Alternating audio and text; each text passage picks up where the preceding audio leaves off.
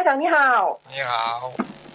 哎，给台长请安，感恩观世音菩萨。谢谢。帮我打通电话了。谢谢。台长，我今天有几个问题，想请问一下你的。就是你之前好像说过，家里的洗衣机比较脏，那么我们带电套能不能用洗衣机洗啊？带电套嘛，应该问题不大吧？如果你觉得用手洗的话，更代表你的虔诚嘛，那就更好。